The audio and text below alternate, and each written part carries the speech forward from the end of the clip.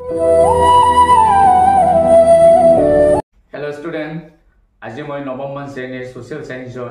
geography প্ৰথম পাঠৰ এটা প্ৰশ্ন তোমালোকৰ লগত আলোচনা কৰিম আৰু এই প্ৰশ্নটো ক্লাছ টেষ্টৰ পৰা আৰম্ভ কৰি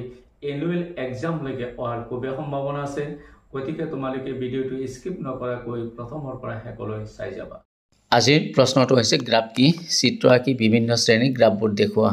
আমি কোৱেশ্চনৰ এনসাৰটো এনেকৈ লিখিম হিমবাহে বৰফৰ বাহিৰে অন্য কিছুমান পদাৰ্থ কঢ়িয়াই আনে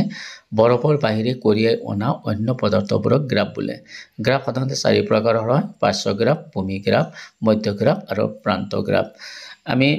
তলত গ্ৰাফৰ চিত্ৰটো অঙ্কন কৰা হল চিত্ৰত যেনেকৈ দিয়া আছে আমাৰ চাৰিটা গ্ৰাফ চাৰিওফালে দিয়া আছে ঠিক তোমালোকে পৰীক্ষাত এনেকৈ যদি পাৰ্শ্ব গ্ৰাফটো আঁকি দিয়া প্ৰান্ত গ্ৰাফটো অলপ চিন দি দিয়া মধ্য গ্ৰাফ আৰু ভূমি গ্ৰাফ চিন দিয়া তেতিয়া তোমালোকে চাই নম্বৰ ছাত্ৰ ছাত্ৰীসকল ভিডিওটো তোমালোকৰ কেনেকুৱা লাগিল যদি তোমালোকৰ ভাল লাগিছে তেতিয়াহলে লাইক কমেন্ট আৰু শেয়াৰ কৰিবা আৰু যিসকলে এতিয়ালৈকে মোৰ ইউটিউব চেনেল সাবস্ক্ৰাইব কৰা নাই তেখেতসকলে কাষত থকা বেল আইকনটো বজাই মোৰ ইউটিউব চেনেল সাবস্ক্ৰাইব কৰিবা আৰু নতুন নতুন সোশ্যাল সায়েন্সৰ ভিডিওসমূহ চাই থাকিবা থ্যাংক ইউ